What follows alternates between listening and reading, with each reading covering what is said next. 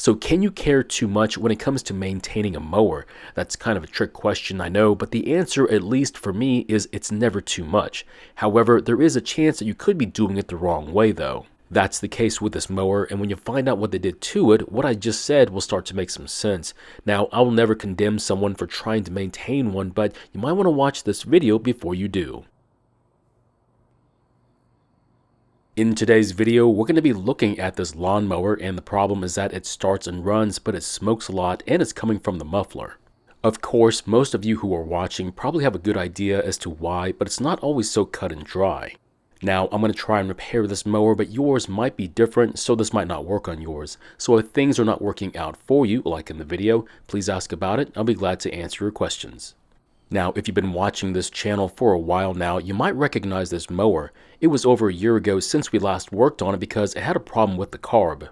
Well, it's come back to us, this time with a smoking issue that can either be a serious problem or possibly a minor one, but we won't know until we get a closer look at it.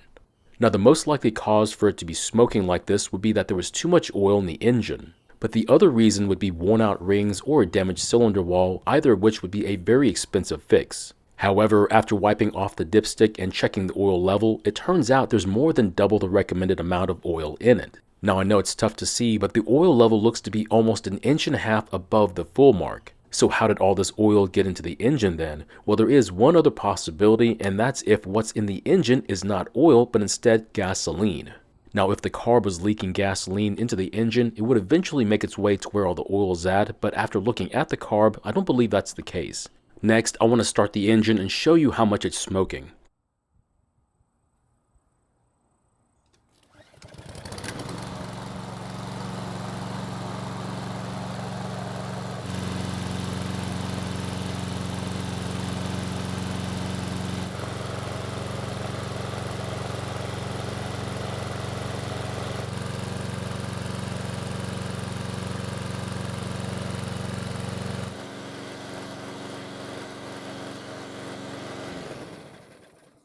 So it's quite obvious just how badly the engine is smoking, but we won't be able to figure it out if the oil level is the cause until we correct it. Of course, the other reason I had to start the engine, besides getting rid of the mosquitoes in the area, was to get the oil warm so I could do an oil change. Now, I haven't heard any sirens off in the distance yet, so I don't think any of the neighbors have called the fire station yet, which is kind of surprising. Now, this oil is not in terrible condition, but at the moment, oil is still very affordable. So doing a yearly oil change is very cheap insurance to keep that investment working for as long as possible. Now, most engines will hold at least 15 ounces of oil, so if you want to measure out that amount and then pour it into the engine and then check it, that would be a very good way. Otherwise, if you're not sure, then add a couple of ounces at a time and then check it after each time you add some. As you can see, the oil stops right at the top opening, which means it's full and we don't need to add any more. Now, before I move on, I do want to give this mower a brief cleaning. That way, when I give it back to them, it'll look as close to brand new as possible. So I haven't mentioned it yet, but this mower belongs to a longtime family friend and quite genuinely a good person. That means I do not have a problem showing them my appreciation, so the least I can do is make this mower look better than when I first got it. Now, having said that, I did talk to them about what I found about the mower, and I asked them what they knew about it. And come to find out, they wanted to be proactive in maintaining their mower, and unfortunately, they weren't exactly sure how much oil to add to the engine and ended up pouring way too much in. Now, I did ask them why they felt it necessary to even add oil to the engine, and they said they were quite aware that all engines consume oil over time, and they felt it was just time to add some. I then asked them if they even checked the oil level before adding some, and they said they did not, and proceeded to add a random amount to the engine, which was their mistake. I then thanked them for wanting to take care of their own stuff and showed them how to check the oil level first, and then instructed them on how to add the oil to the engine. I also told them that I was proud of them for even making the effort because, let's face it, most would never even try. And of course, if you never check the oil level in your engine, your mower won't last more than a couple of seasons before having some issues. Now, since we've been able to put the correct amount of oil back into the engine, we'll have to start the engine up and more than likely have to burn up all the remaining oil sitting in the muffler. So don't expect the smoking to stop immediately, and it might take a couple of minutes of running before all the oil is gone from where it shouldn't be. So why is having too much oil a bad thing for a small engine on a mower then? The answer is quite simple. Because of the type of oiling system this engine has, having too much oil hampers the way it works. This engine basically splashes oil to help get it to where it needs to go, and too much oil doesn't allow it to work any better. The other reason why is because of how this engine is designed. The oil level is meant to be below the piston, but when there's too much oil like there was in this engine, the oil will get in the way of the piston. Here's a better way of looking at it. Not enough oil means a lack of lubrication, while too much oil means poor lubrication. So as you can see, there's a lot of long grass wrapped around both axles of this all-wheel drive mower. What that means is that this mower was used quite often to mow down tall grass. Now, there's nothing wrong with doing it this way, but it could put a lot more stress on the engine than normal. It is your lawn and your mower, and if you want to wait 1 month between mowings, then that's your choice, so I can't really say anything against it. Now, at this point, I was planning on sharpening the blade, but as I was taking it off, I noticed something. So this large plastic cover is supposed to protect the drive belt and all the idler pulleys, but as you can see, it also has the misfortune of catching a lot of the grass clippings. So the big question is this a problem? And the short answer is yes. If this cover gets packed with grass, it could interfere with how the self-propel works. Now, could it start a fire with all that dry grass in there? That I don't know, but under certain conditions, there's always a slim chance. Now, with the cover finally free of all the extra grass clippings, I can then turn my attention to the idler pulleys. Now, these have a tendency to break over time, so before it gets to that point, I want to make sure all of them are spinning freely. And for once, all of them seem to be working just like they're supposed to be, which is great news. However, if you need to replace one of these, it could be as cheap as $13, but for a better deal, it would be recommended to replace all of them because all 3 can be bought for only $20. This would have been a great time to replace the belt as well, however, there was no mention of any self-propel issues, so I'm not going to worry about it. Now, in the last video, I didn't show one important piece of maintenance, which means I'll have to do it in this one. That bit of maintenance is of course the valve lash inspection, which if left unchecked could cause the engine to run poorly or make it hard to start. Now, the reason I'm taking out the spark plug is because I need to rotate the engine and I don't want to have to fight against the engine compression. So because the engine was burning a lot of oil, the tip of the spark plug has a lot more carbon on it than it's supposed to. Now, if the engine was running like this for a long time, there'd be too much carbon on the plug, which could get in the way of the spark plug working the way that it should. So to keep it from getting to that point, I want to burn off the extra carbon using my favorite tool, my torch. Now, once the carbon is turned into ash, I'll then use my wire brush to clean off the ash.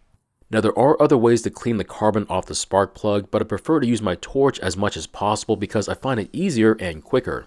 After that, we can then turn our attention to the valve train and we'll start by taking off the valve cover. Now, the reason why we need to check the valve lash is because the clearance between the rocker arm and the top of the valve can change over time. The first thing we want to do is to rotate the engine until one of the rocker arms is tight while the other one is loose. After that, I want to use my 5/1000 of an inch feeler gauge in the clearance and see just how tight or how loose it is, and this is when we get a big surprise. So the feeler gauge fits in the clearance and it's not that loose either. In fact, it's exactly where it needs to be. Now, that might seem surprising, but before I say anything, I want to rotate the engine and then check on the other rocker arm clearance first. And what do you know? Turns out this one is also in tolerance as well. Now, for some reason, I don't remember if I adjusted these last year when I last worked on it. But if I had to guess, I think I did, otherwise these wouldn't be in tolerance now. So if you're wondering how often you should check these clearances, I'd say every 3 to 4 years, but it mainly depends on how much you use your mower to begin with. Next, I want to start the engine and see how long it takes for the smoking to stop.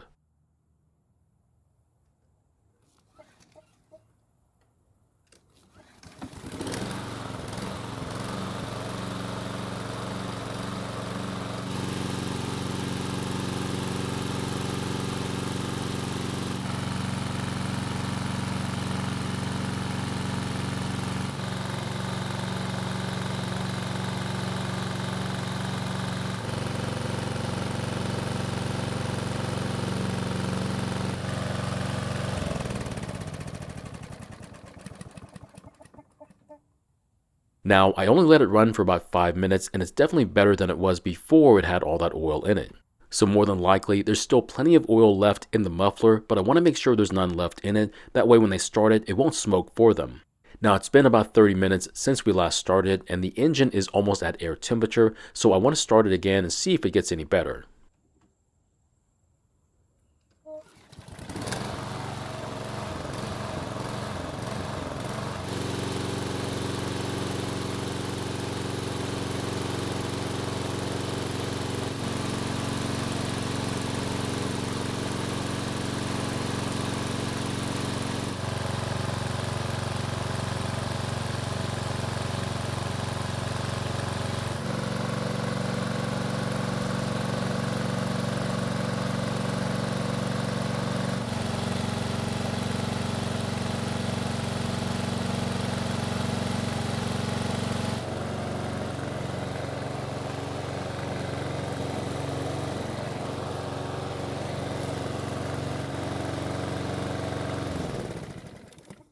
So it took another start and about another 5 minutes of running before it finally stopped smoking. That means when I take it back to my friend and they try to start it, it's not going to smoke at all. Now, is making sure that it doesn't smoke important? I think it is, since that was the issue that we're having with it. Now that it looks 10 times cleaner than when I first got it and it's not smoking anymore, it's pretty much ready to be given back to them. Hopefully they'll now be able to add oil to their own engine without the worry of putting too much in there. Now, even though this has the newer Briggs engine on here versus the previous Quantum, I still think with proper care this mower should last for quite a long time, and hopefully I won't be seeing this thing anytime soon, but I may have just jinxed myself by saying that. Now, I know the sticker on the engine cover says you never have to change the oil and only add it when you need it, but do yourself a favor and consider doing at least one oil change after the first season. That way you can at least get the break-in oil out of the engine and it should last longer than with no oil changes. So my question is, how often have you had to add oil to your engine on your mower? Once, twice, or 3 times a season, or have you never added any at all? Thank you for watching. I really appreciate your time here. Please feel free to ask me any questions about this project or about your own projects, and I hope to see you in the next video.